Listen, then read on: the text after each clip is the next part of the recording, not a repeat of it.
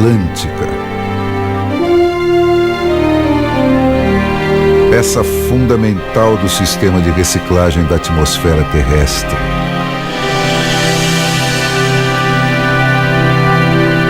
A avó das florestas do mundo. Resistiu a 2 eras glaciais.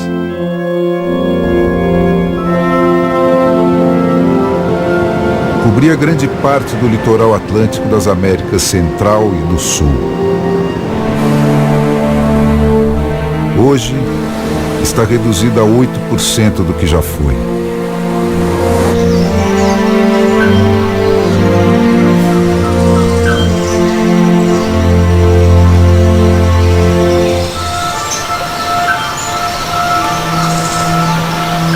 Sua beleza misteriosa remete à ideia de paraíso perdido.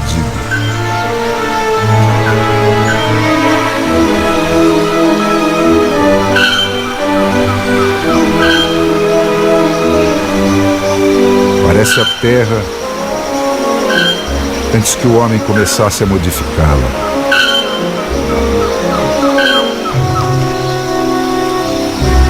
Mas é preciso resistir ao mito. Viver é muito perigoso. Viver sempre foi muito perigoso.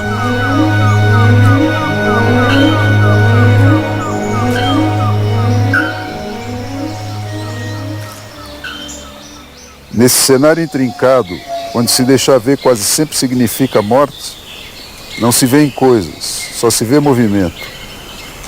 Mas aí começa o problema. Para crescer e se multiplicar, é preciso se mover. Quando chega a primavera, o macuco sente a necessidade de atrair um parceiro para a procriação. Mas o chamado para perpetuar a espécie é o mesmo que atrai o predador que pode acabar com ela. Do outro lado da floresta, ele provoca uma resposta.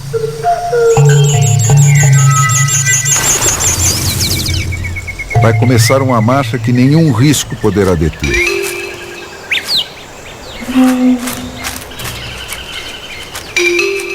Nas florestas tropicais, segurança é sinônimo de mobilidade e silêncio.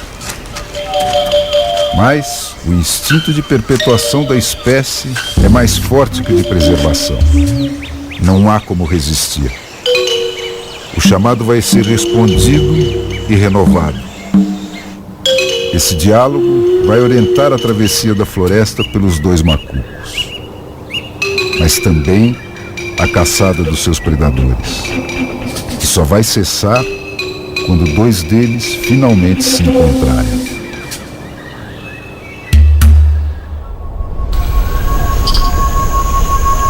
Mas a nossa história começa muito longe daqui.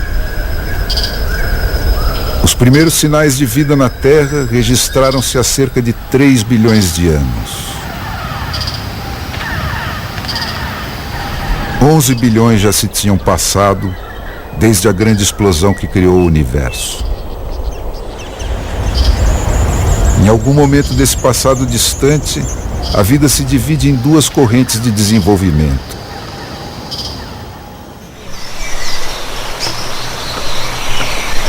Uma segue o caminho das proteínas, gera o mundo móvel dos animais. É de onde vem o Homo sapiens.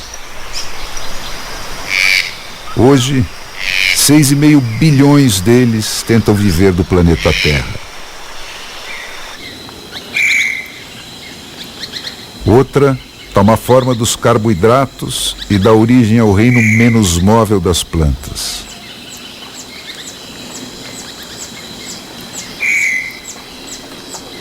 A certa altura, elas ganham frutos e flores. E isso sela o casamento entre o mundo animal e o vegetal. Entram em cena os agricultores alados. É uma troca, néctares e frutas pelo transporte de sementes e pólen. E então, as florestas cobrem o mundo e a reformulação da atmosfera terrestre toma outra velocidade.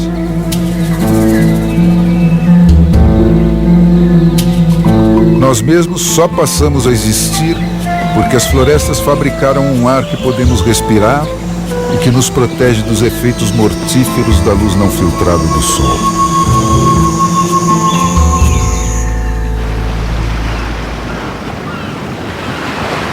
A Mata Atlântica não está onde está por acaso. Cresce por baixo desse grande regador de Deus. Pelos séculos afora, o ar úmido que vem do mar bate na serra, sobe, condensa-se com a temperatura mais baixa e volta em forma de chuva.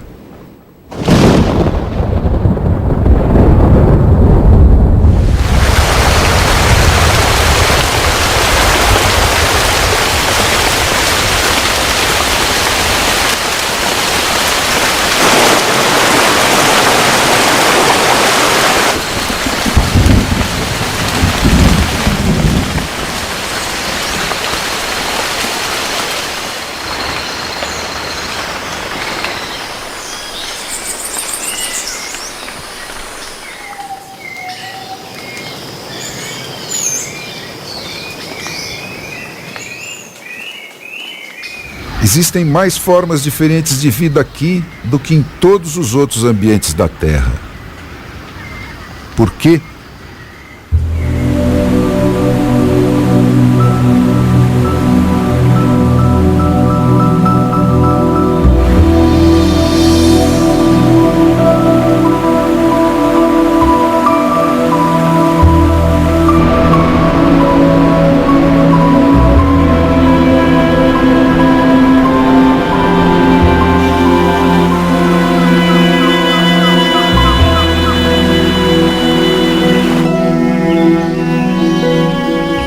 A floresta é um organismo vivo.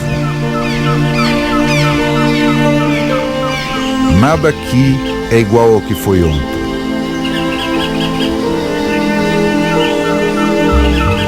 Tudo está em evolução.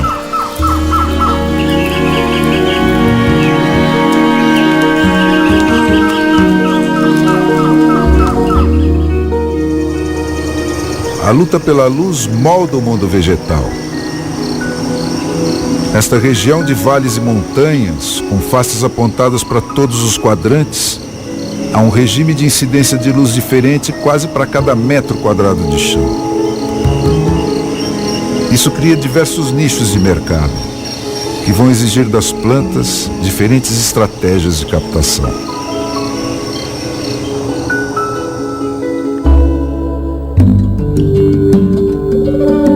Foi através de ensaio e erro, adaptação ou morte, que cada tipo de vegetação aprendeu a encontrar a configuração adequada ao seu lugar na floresta. A longo prazo, esse esforço de adaptação foi conduzindo a novas espécies. Os gigantes da Mata Atlântica precisam da luz direta do sol.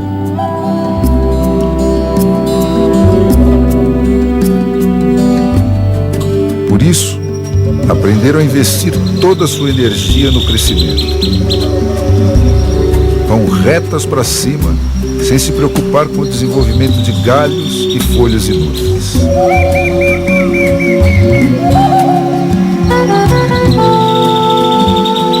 Só depois de alcançar o dossel é que vão tratar de engrossar.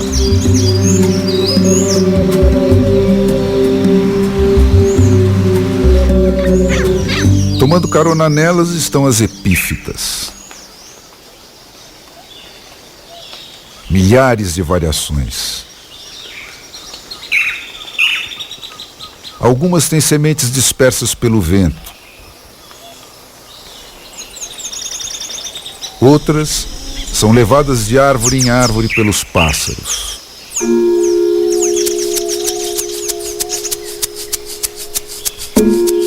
Tudo isso, sua forma, sua localização e sua tática de reprodução, foi aprendido num longo processo de evolução.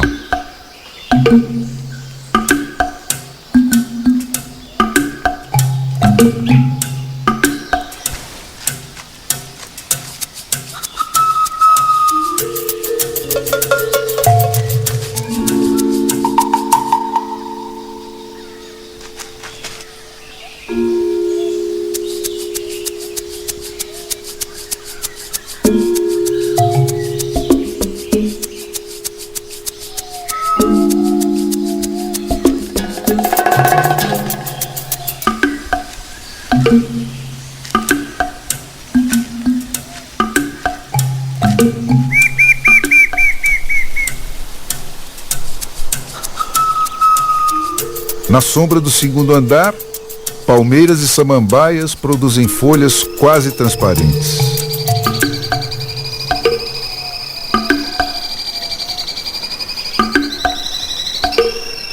Assim, a luz que passa por uma é logo absorvida pela outra.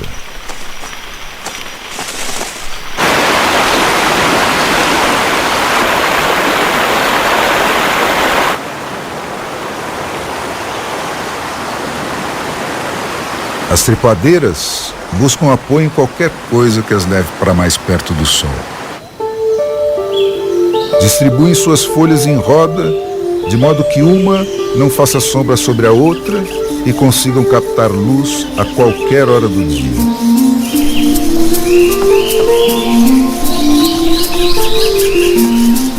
Algumas plantas arbustivas produzem repelentes de insetos. Outras não. Investem na produção de folhas sem se preocupar com estratégias de defesa. Deixam-se comer e produzem mais e mais folhas para substituir as estragadas.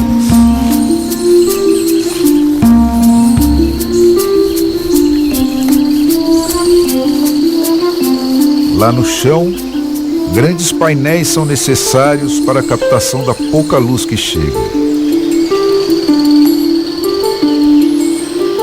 Dispensadas de carregar peso, as plantas rasteiras priorizam o armazenamento de água em caules e folhas com grande densidade de líquido. As oportunistas, como embaúbas e bambus, têm sementes leves que se espalham por toda a parte. Antes, aproveitavam a insolação das margens dos rios ou funcionavam como cicatrizantes dos cânions de luz abertos pela queda das grandes árvores.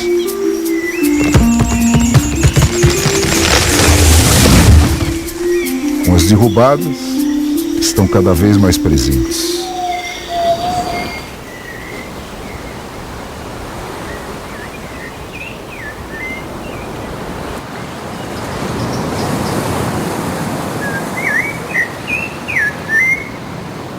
A forma das árvores conta a história de cada trecho da floresta.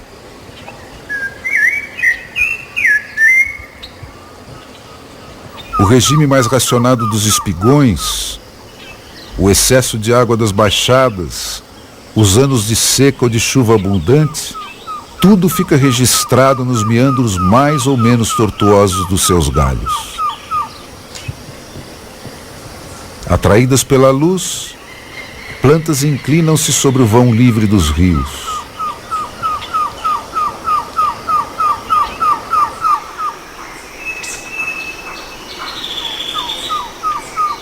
A queda de uma grande árvore abre uma nova janela de luz no teto da mata e desvia o rumo anterior do crescimento das suas vizinhas.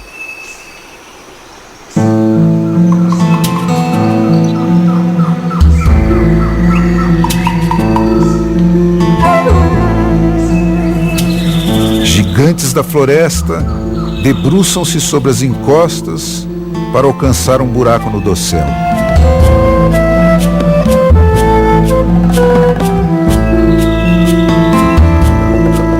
São massas enormes que se deslocam,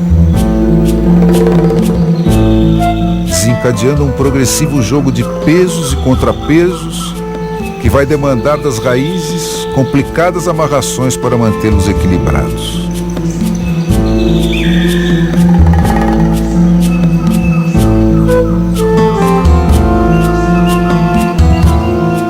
Como as pessoas, as plantas também ficam marcadas pela história de suas vidas e pelo ambiente onde ela transcorreu.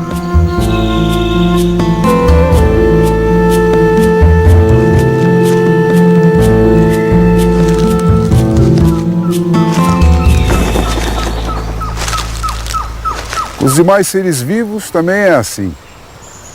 A necessidade e a floresta vão desenhando os animais, que depois vão redesenhar a floresta.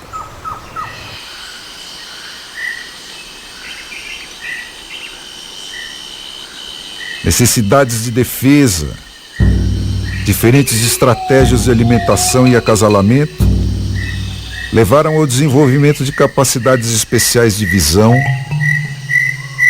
a adaptação de formas e cores ao ambiente, a formas diversas de vocalização, ao desenvolvimento de aptidões físicas especializadas e, finalmente, ao domínio dos diferentes níveis da floresta por diferentes espécies animais. Nos beija-flores, o coração é quase 1/3 do peso total da ave. É o motor necessário para sustentar as altíssimas rotações em que essas pequenas máquinas funcionam. Já as abelês, guaçus, urus e macucos se adaptaram bem à vida no chão, onde encontram comida com mais facilidade. Nesse ambiente cheio de obstáculos, o voo passou a ser um recurso só para emergências. E o corpo dessas aves foi mudando. O macuco é a ave que tem a menor relação entre tamanho do coração e volume do corpo. Mas aqui embaixo, há ainda mais predadores do que lá em cima. Assim, ele teve de se transformar num mestre da sutileza e do cuidado. Estudos indicam que até o seu pio pode ter sido alterado ao longo da evolução para aumentar o seu arsenal de medidas defensivas. Hoje, ele se propaga de tal forma que só outro macuco consegue localizar com precisão de onde ele partiu.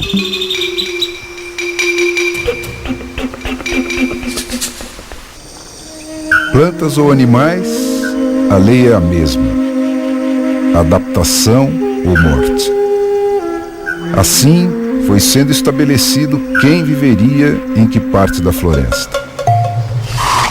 O chão é dos muito atentos ou dos muito fortes.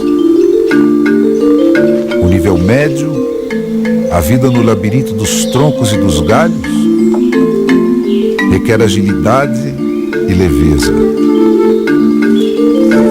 Lá em cima, no mundo das extremidades flexíveis das folhas e dos frutos, braços extras precisaram ser desenvolvidos. E os predadores de cada grupo, em processo paralelo de evolução, foram adaptando o seu porte e as suas aptidões para continuar atuando sobre eles.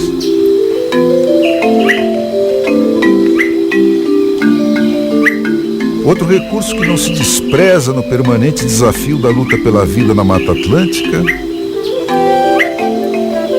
é a escuridão.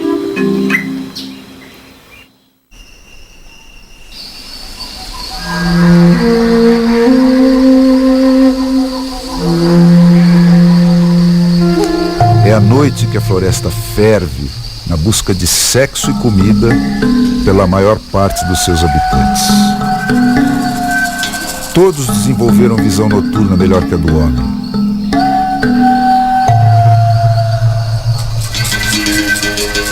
Mas como conseguem se orientar quando a escuridão é total? O chão da floresta é todo cheio de caminhos. Alguns animais usam sempre os mesmos, de dia e de noite. Eles passam diariamente por eles e vão limpando o trajeto de pequenos obstáculos. Esses carreiros passam a ser também trilhas de cheiro, através das quais eles podem se orientar no escuro. Mas o que será que acontece no pânico da fuga? Eles fogem pelos carreiros? Ou a descarga de adrenalina dispara corridas cegas pela noite aos trancos e barrancos?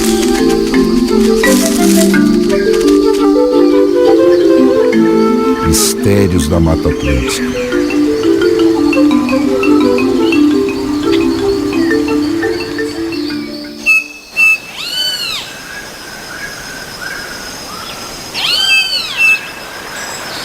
Mas nem todos estão suficientemente aparelhados para enfrentar a escuridão.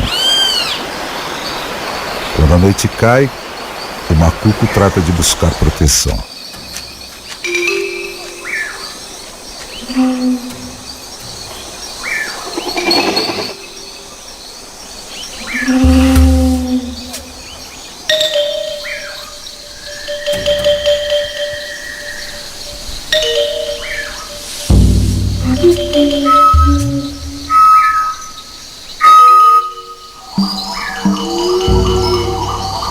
É o momento em que todos se manifestam para marcar território.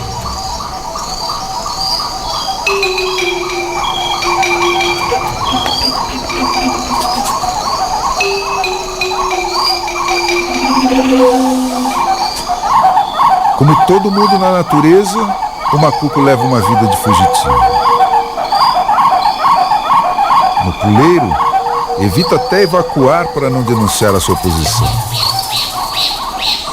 E precisa mudar de endereço constantemente. Lá no alto, a sua segurança é relativa. Aqui, todos os predadores sabem subir em árvores.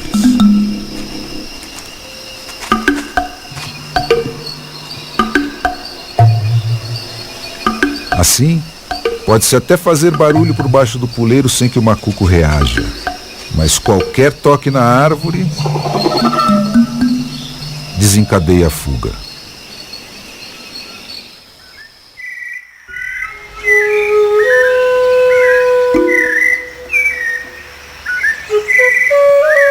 Na sombra do chão da floresta, a oportunidade de reprodução das plantas pode levar muito tempo.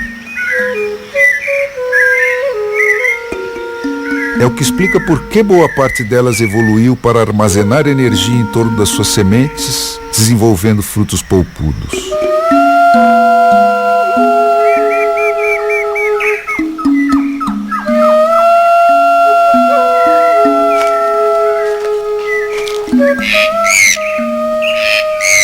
Essa polpa não tem papel direto no processo de multiplicação da planta.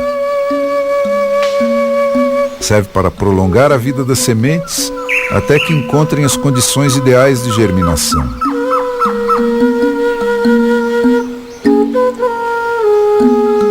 E também para atrair os animais que vão disseminá-las pela floresta.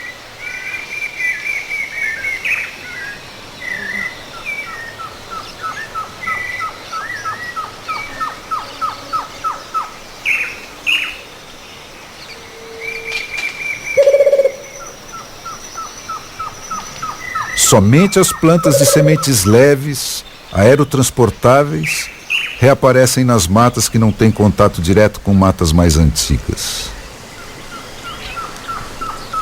As de sementes pesadas não conseguem mais migrar até elas. Por isso, correm maior risco de extinção.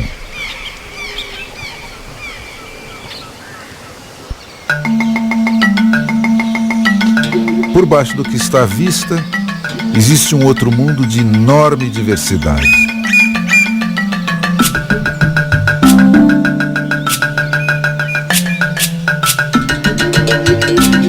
Além dos milhões de bactérias invisíveis, existe uma tal variedade de fungos aqui que esse grupo sozinho tem mais representantes que a soma de todas as plantas da Mata Atlântica e dos outros biomas brasileiros somados. Eles são formas de vida super especializadas. Cada grupo ocorre apenas em um determinado segmento da planta.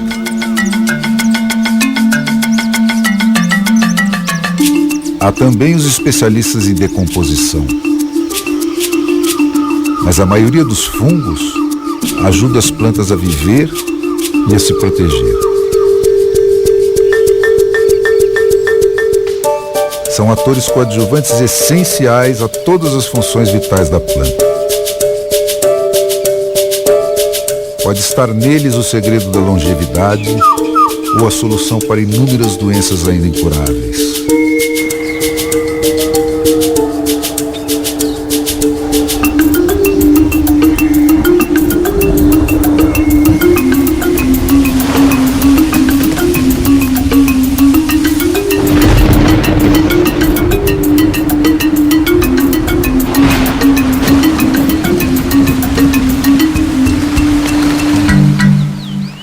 A fome põe disciplina no mundo animal. Como os que estão sendo caçados só continuam a existir porque sabem fugir do que os estão caçando, não tem almoço grátis. Também na natureza é preciso trabalhar muito para comer. E quem fracassar por muitos dias nessa tarefa, vai enfraquecendo até se transformar num candidato preferencial a ser caçado. Caçar e ser caçado está no código genético de todos os seres vivos, o homem inclusive. A evolução tratou de atrelar a capacidade de multiplicação de cada animal à sua posição na cadeia alimentar. Na base estão os mais caçados. São os que produzem as maiores proles e também os mais descuidados com a sua proteção.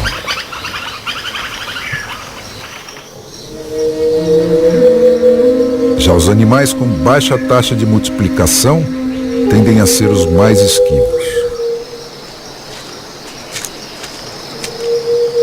Como as pacas, que só saem das suas tocas nos períodos de mais completa escuridão.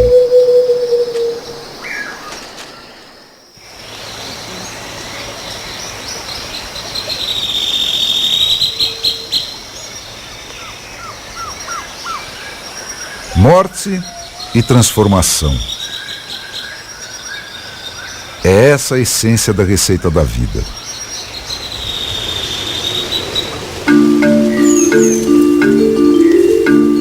Existe uma cadeia alimentar da qual todos os seres vivos fazem parte.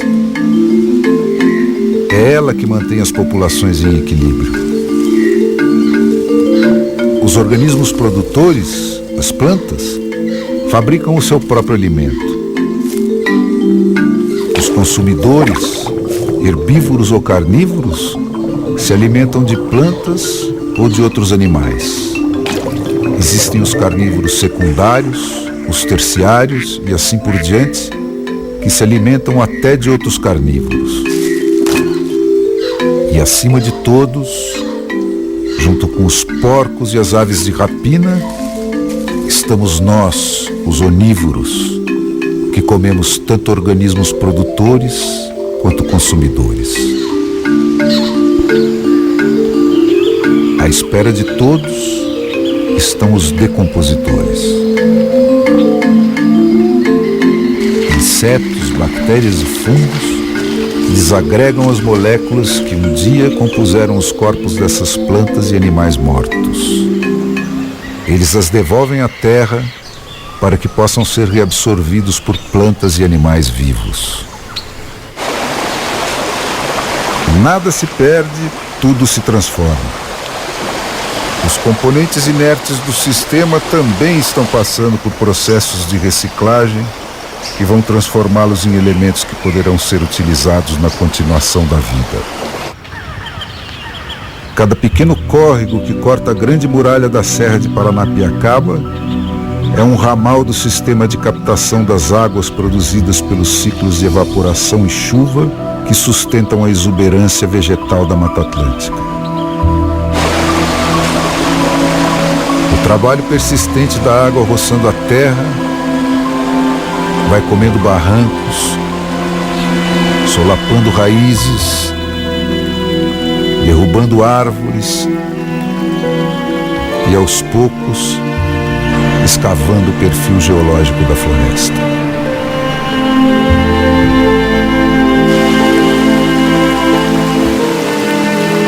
É através deles que vai começar a corrida dessas águas em direção ao mar.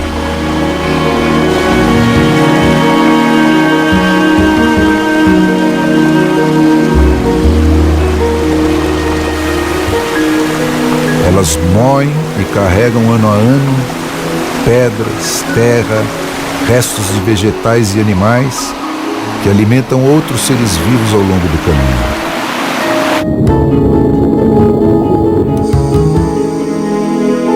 Depois de descer a serra, esses detritos reduzidos a pó vão abastecer os oceanos de nutrientes para o fitoplâncton, elo primário da cadeia alimentar. E todo o ciclo recomeça. Tudo acaba sendo reduzido às mesmas partículas essenciais que se articulam e rearticulam de infinitas maneiras. Isso quer dizer que um átomo de carbono, que hoje faz parte da pele que cobre essa mão, já pode ter sido parte de uma folha, da carcaça de um dinossauro ou até mesmo de uma pedra. Um dia, esta mesma pele vai voltar para a Terra para ser transformada em alguma outra coisa. Sem estes ciclos de transformação e reciclagem, o planeta se transformaria numa grande lata de lixo. Não é só a Mata Atlântica. Tudo à nossa volta está em evolução. Os próprios continentes já andaram navegando pelo globo. O sertão, de fato, já foi mar. E o mar já foi sertão. O que um dia foi trópico, hoje está próximo dos polos. O norte já foi sul e o leste já foi oeste. Mata Atlântica, campos, cerrados, ileia amazônica, tundra canadense, desertos da Mongólia, tudo é uma coisa só. E a própria Terra está inserida num grande ecossistema intergaláctico, onde cada peça é essencial ao equilíbrio do todo.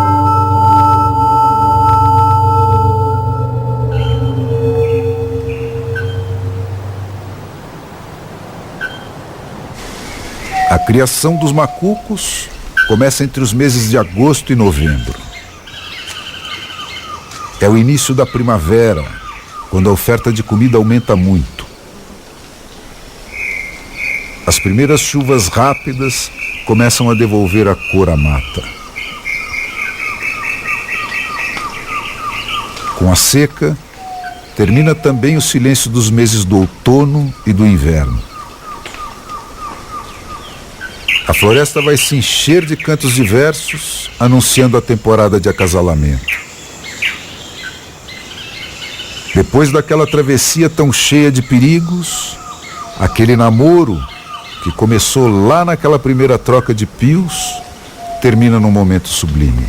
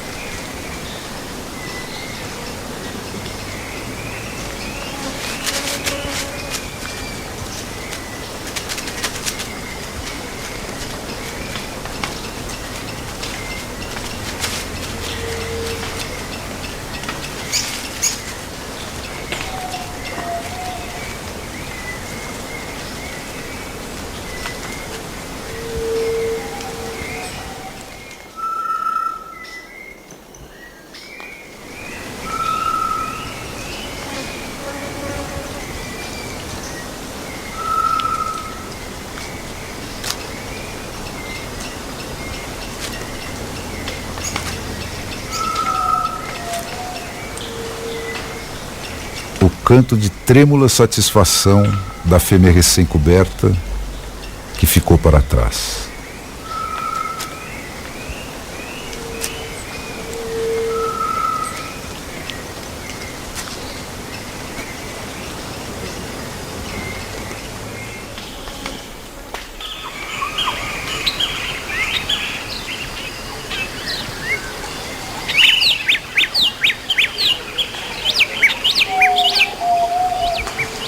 A floresta está toda dividida em territórios delimitados. Existe uma espécie de lei econômica que rege a sua ocupação pelos diferentes animais e plantas. Pássaros, répteis e mamíferos de todos os tamanhos convivem numa mesma área em grupos contados de machos e fêmeas. As quantidades são estabelecidas pela disponibilidade de comida e pelas táticas de reprodução.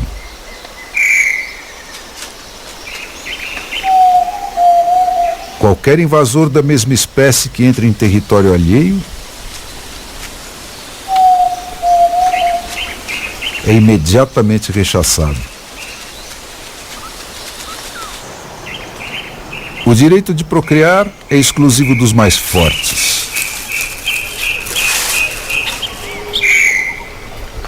Para garantir trocas genéticas, as crias de cada espécie se misturam às dos territórios vizinhos para formar novas famílias. Menos de 30 hectares podem bastar para uma família de macacos. Outros mamíferos e predadores ocupam territórios maiores, sobrepostos aos dos pássaros e animais de menor porte. Uma irara pode requerer um território de caça de mais de 20 quilômetros quadrados. Já uma onça pintada, o maior predador das Américas, pode andar mais de 40 quilômetros numa única noite atrás de presas e de parceiros.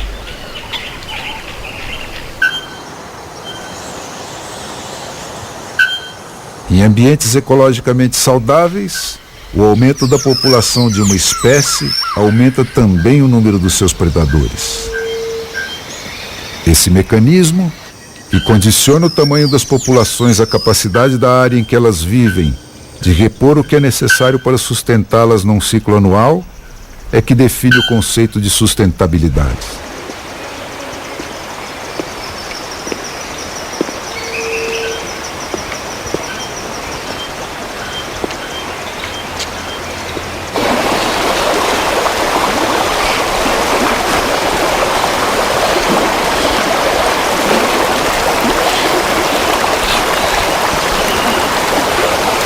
O ato de acasalamento do macaco é só o prenúncio dos mais de 40 dias de pesadelo que vão se seguir.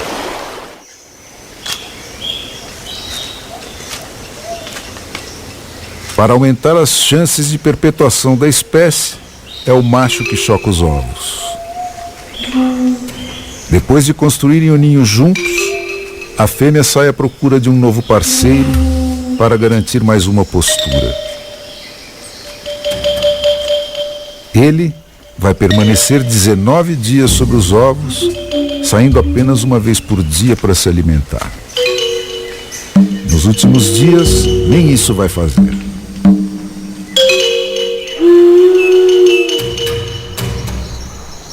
E durante esse tempo todo, vai ficar exposto dia e noite aos predadores. E as ameaças serão muitas.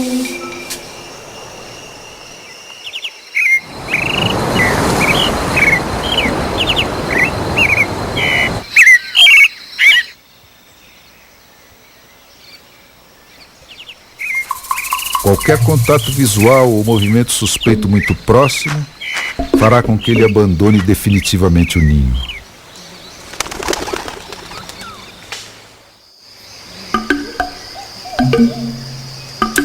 Se sobreviverem, entre o 19º e o 20º dia, os ovos serão picados e os filhotes nascerão.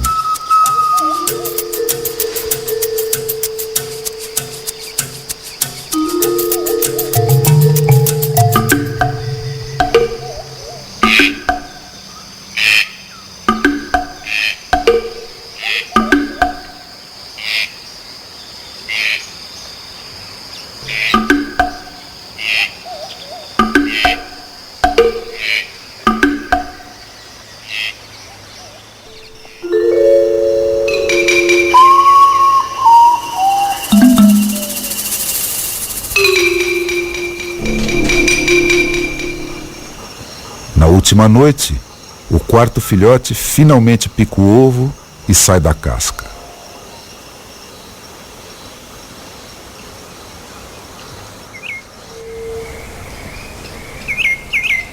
Agora, a família está completa.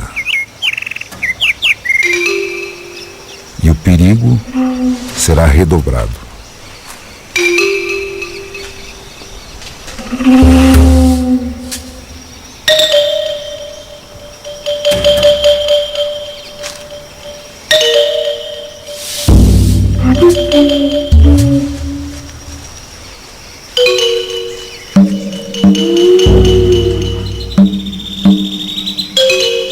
O esforço da procriação impõe um reforço na alimentação.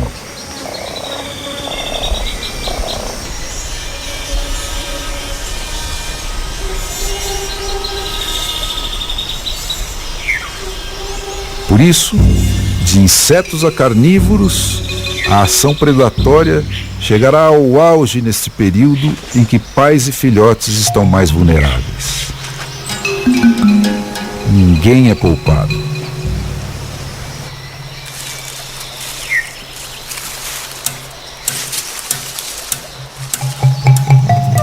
Qualquer vacilo é morte certa.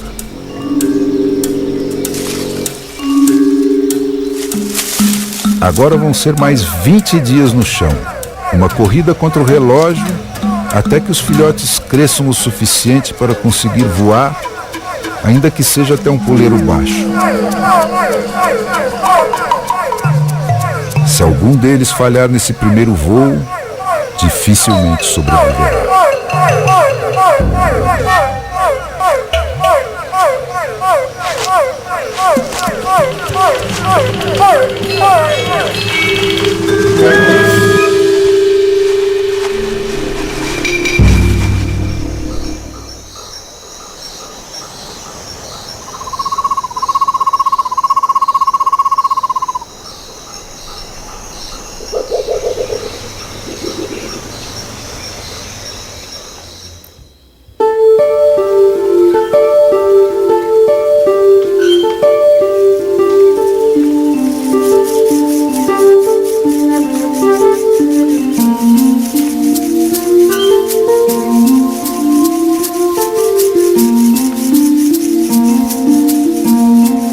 Até 60, 70 anos, ainda sobrava Mata Atlântica bastante para que a chegada de bandos de milhares de jacutingas que migravam todos os anos entre o sul da Bahia e o norte da Argentina fizesse parte do calendário de festas de diversas populações do litoral brasileiro.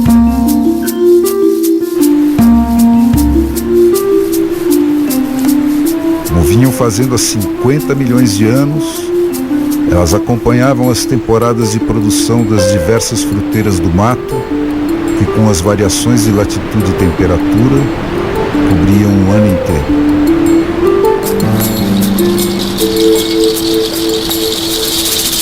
Hoje, com a Mata Atlântica confinada a pouco mais que trechos da Serra do Mar de São Paulo e Paraná, as jacutingas estão limitadas a migrações entre o nível do mar e o Planalto, onde as variações de altitude e temperatura distribuem o período de frutificação por alguns meses do ano.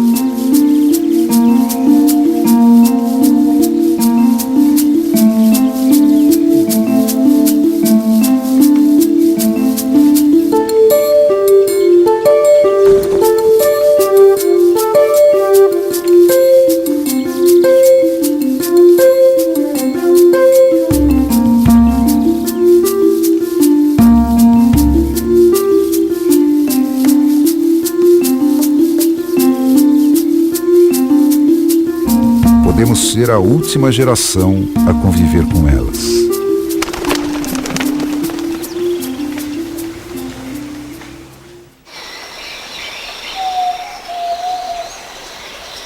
O resto da criação vive das florestas e trabalha para sua manutenção. O homem vai na direção contrária. Nunca houve o bom selvagem. O que a ciência indica é que há 4.000 gerações o fogo tem sido o principal instrumento de interação entre o Homo sapiens, ele próprio um produto das savanas, e as florestas.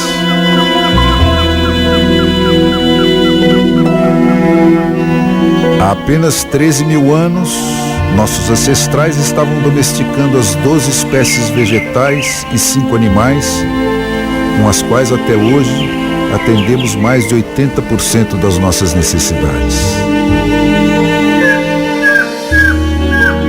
Desde então, vimos empurrando tudo mais que vive no planeta para abrir espaço apenas para aquilo que elegemos para nos sustentar.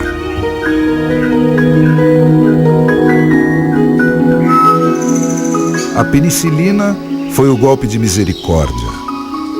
Libertou-nos de vez da lei de seleção natural. A partir daí, o homem passou a se multiplicar nas proporções de uma praga. E cada nova vitória da medicina piora a situação. É este o grande paradoxo da condição humana. Quanto maior o sucesso do nosso desempenho como espécie, maior será a ameaça que pesará contra a continuação desse sucesso. E não há respostas fáceis para esse dilema. Com ou sem um discurso verde, o problema ambiental é cada um de nós. É o espaço que ocupamos no planeta, usurpado de todos os outros seres que, junto conosco, atravessaram os milênios e venceram as infinitas armadilhas da evolução para conquistar o direito de continuar vivos aqui e agora. Na crescente solidão da paisagem uniforme de que nos vamos cercando, temos trabalhado como loucos para destruir o sistema que tornou a nossa própria existência possível. Mas romantismo e ações policiais pouco poderão fazer para reverter esse quadro.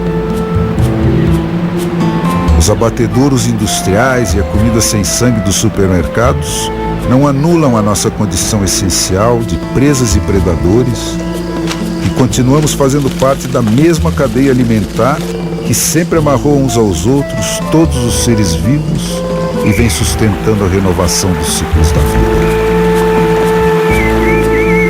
Mas nós somos também o único animal que pode mudar o seu próprio destino. Para que possa frutificar, esse nosso propalado amor à natureza tem de ser integralmente consumado.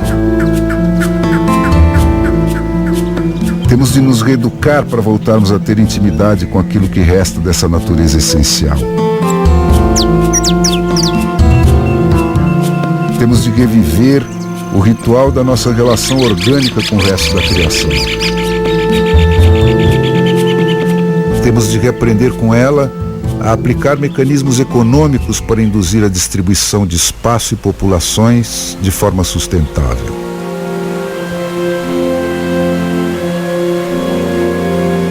Talvez isso nos dê tempo para negociar com ela algum tipo de reconciliação antes que a natureza nos imponha a sua própria solução com a força e a indiferença daquilo que é eterno.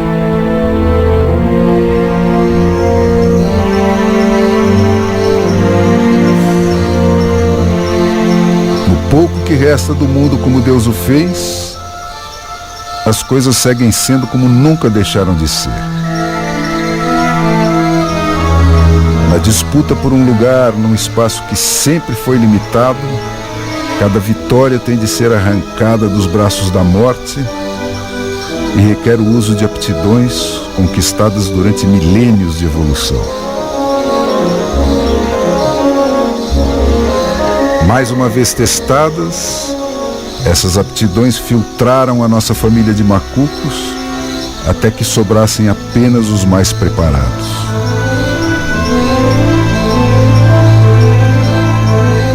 Agora, tudo recomeçará, cada um por si, como foi desde sempre e como continuará sendo, se Sua Majestade o Homem assim o permitir.